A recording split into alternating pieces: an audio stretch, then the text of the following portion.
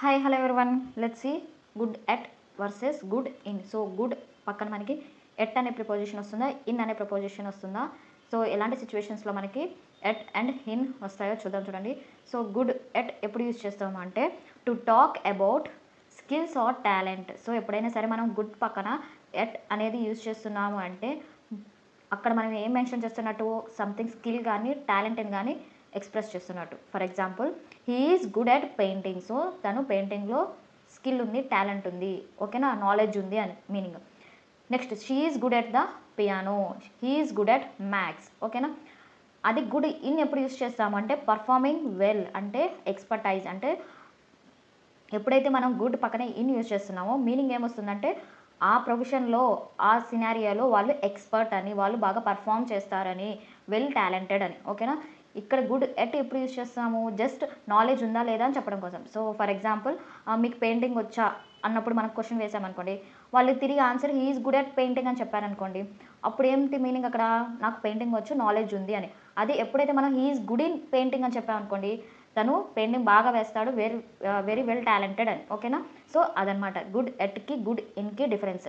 So good in use చేస్తున్నామంటే వాళ్ళు అక్కడ వెరీ టాలెంటెడ్, ఎక్స్పర్ట్ అని. యాక్చువల్గా గుడ్ ఇన్ ఎప్పుడు యూజ్ చేస్తామంటే ప్రొఫెషన్స్ గురించి మాట్లాడేటప్పుడు మనం గుడ్ ఇన్ యూజ్ చేస్తాం, ఓకేనా.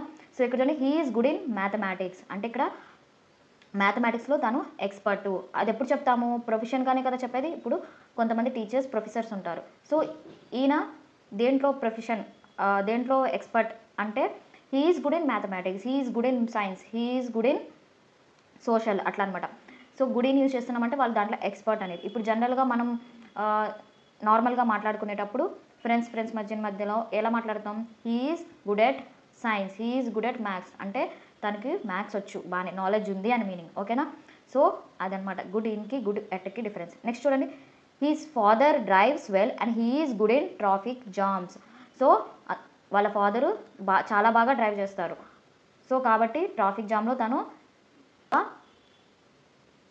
హ్యాండిల్ చేయగలరు అని, ఓకేనా. సో కాబట్టి అందుకే ఇక్కడ ఏం మెన్షన్ చేశారు, గుడ్ ఇన్ మెన్షన్ చేశారు, ఓకేనా. సో ట్రాఫిక్ జామ్ అనేది ఇక్కడ మనకి ఒక ప్రాబ్లమాటిక్ సినారియో.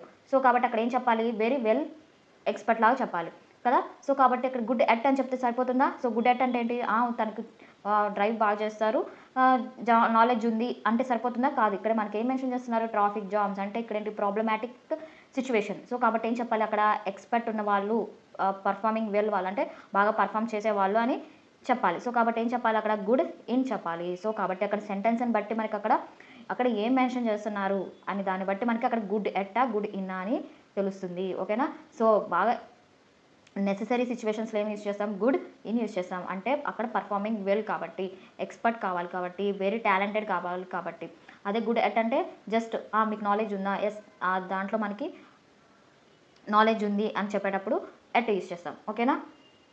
సో ఇక్కడ ఎగ్జాంపుల్ చూడండి, she is good dash solving problems. So ఇక్కడ ఏముంది సిచ్యువేషన్, ఇక్కడ ప్రాబ్లమ్స్ అంటే తను ప్రాబ్లమ్ సాల్వ్ చేసే వాటిల్లో గుడ్ ఎట్ చెప్తామా, గుడ్ ఇన్ చెప్తామా, గుడ్ ఇన్ చెప్పాలి. ఎందుకు ఇక్కడ సిచ్యువేషన్ ఎలా ఉంది, ప్రాబ్లమాటిక్ సిచ్యువేషన్స్ లాగా ఉంది. సో కాబట్టి ఏం చెప్పాలి, she is good in solving problems, ఓకేనా.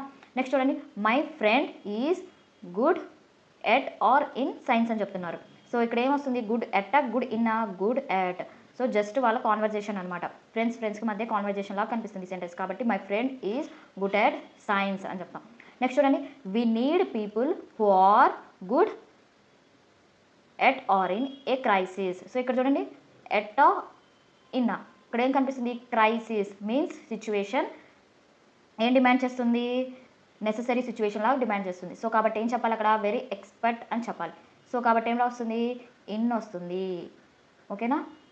We need people who are good in a crisis, at రాదు. సో మనకి పీపుల్ అనే వాళ్ళు అవసరము, వాళ్ళు ఎలా ఉండాలి అంటే క్రైసిస్లో కూడా మంచిగా పర్ఫామ్ చేసే వాళ్ళు కావాలి అనే మీనింగ్ రావాలి ఇక్కడ. సో అక్కడ మనకి మీనింగ్ రావాలంటే గుడ్ ఎట్ పెట్టాలా, గుడ్ ఇన్ పెట్టాలా, గుడ్ ఇన్ పెట్టాలి. సో కాబట్టి ఇన్ అనే ప్రపోజిషన్ వస్తుంది, ఓకేనా.